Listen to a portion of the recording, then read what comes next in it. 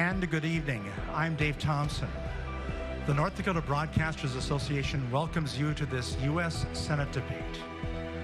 Our candidates are Democratic Senator Heidi Heitkamp,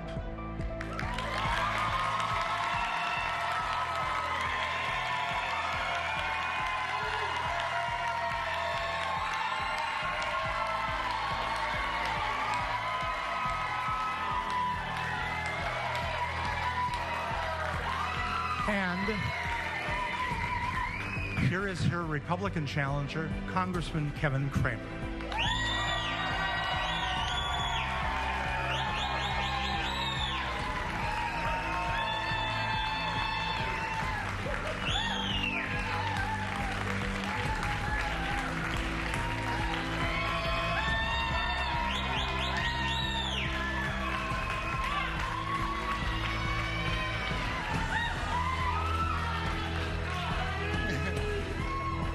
The rules of this debate are very simple.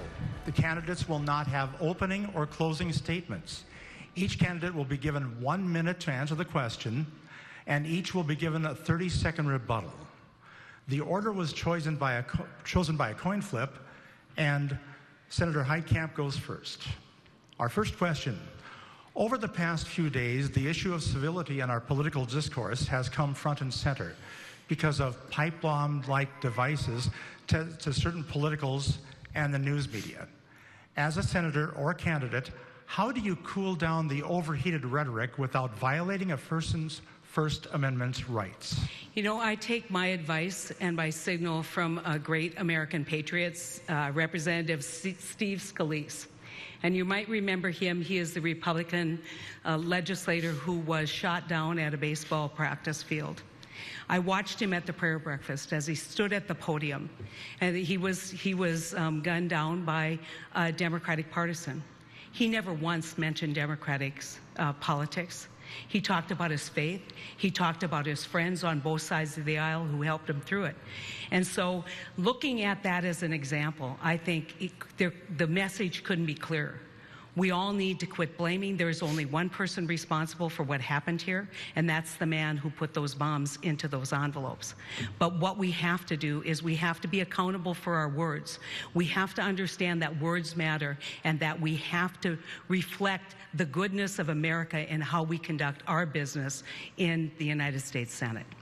Congressman Kevin Cramer, the same question to you.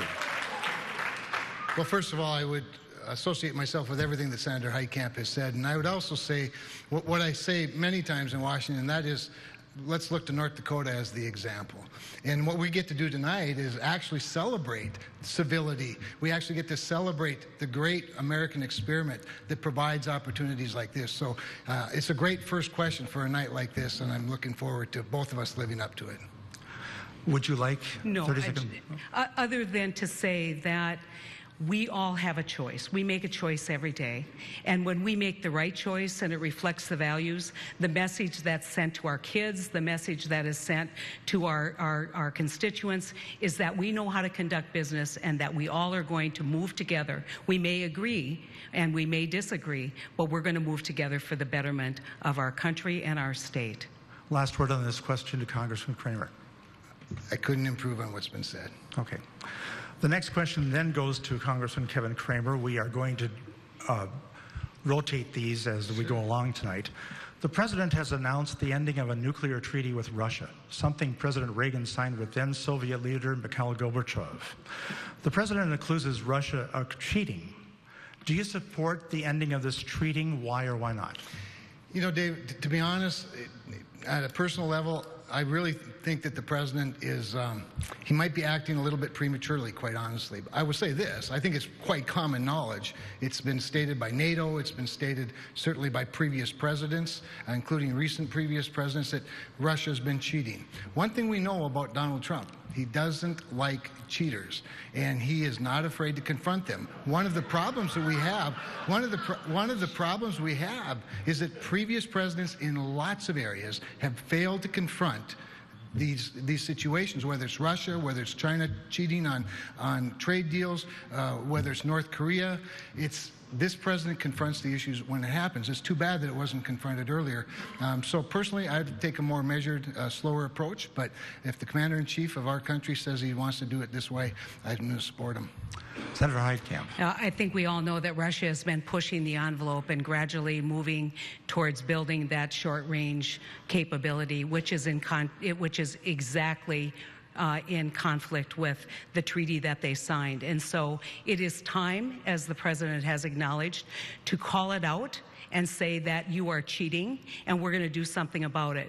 Again, one of the concerns that I always have is it gets taken to the extreme. So now we're going to pull out of the treaty instead of reopening a discussion and making sure that we're verifying what is actually happening, calling them out, and using all diplomatic measures to enforce the treaty before you threaten withdrawal. And that's the challenge that we have. But I applaud the president for calling out Putin for cheating. He clearly has been doing it. I think it represents a very serious threat to our national security and the security of the region that Russia exists in. Congressman Kramer, would you like a rebuttal? Yeah, well, I would just add to that this president calls them out, but he also throws up consequences. And while we sometimes think that seems like extreme rhetoric, the reality is that he doesn't make empty threats. And our allies and our adversaries alike understand that. So he's doing what I think he thinks he has to do to bring Russia back into compliance, and compliance should be the goal. Senator Heitkamp, last word. I think this is exactly right. I think the president challenges and then goes to the extreme. And when you go to the extreme, sometimes things happen like a trade war that was unintended, that really affects our ability to market our soybeans, our ability to be profitable on the farm. It goes to the extreme and we lose allies in Europe, and all of a sudden we're in trade wars that we shouldn't be in. And so I think a measured response is the right direction. A clear direction for our national security is exactly what we should be doing, but we have to be measured in what we do. All right, our next question goes to Senator Heitkamp. May I ask the audience to please refrain, if you can, from applause and hold it till the end? Thank you. Senator Heitkamp, our relations with Saudi Arabia may have been frayed by the murder of a New York Times columnist. It has some in Congress calling for sanctions against that country. Do we need to impose sanctions, or is there something else the U.S. should do in this situation? I don't think it could be clearer that we absolutely need to take direct and immediate action against the Crown Prince. I think that we have been lied to repeatedly about what actually happened. I think the president knows that. I think certainly the head of the CIA knows it, and the Turks know it. And if we do not immediately react in a way that has consequences for Saudi Arabia, what's the message to the rest of the world? That you can take an American-based reporter and brutalize him and murder him, and there's no consequences. For what? Because we might make some money on an arms deal? Is that who we are as a country? We need to stand for real purpose here. We need to stand and make sure that our enemies and our allies know that we still believe in the rule of law, we still believe in human rights, and we still believe in the First Amendment. Congressman Kramer. Well, Dave, as you know, we have one really good ally in the Middle East, and that's Israel.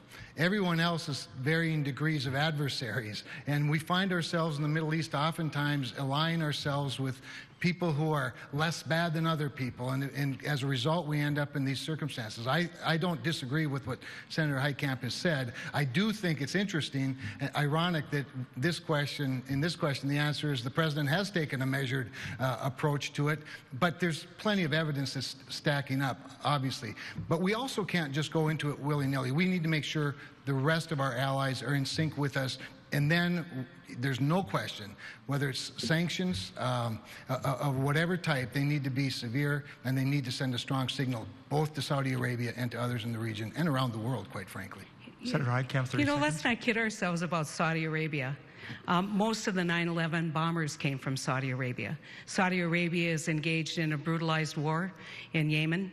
We have to be eyes wide open. And for too long, we've been held hostage by something called oil. And now because of the shale revolution, we don't have to play that game for energy security. We can play the game for regional security and for the rule of law and the appropriate diplomatic response. Last word, Congressman Kramer. Well, I would just add to that we do have something that we haven't always had, and that is leverage in the energy area. Remembering that one of the most common things we do have with Saudi Arabia is a common enemy of Iran. And so when the Iran nuclear deal was approved and they were allowed to sell their oil into the global market, we entered into a whole new relationship in that part of the world. So it's complicated, to be sure, but by and large, I don't disagree with what Senator Heitkamp is saying. Our next question goes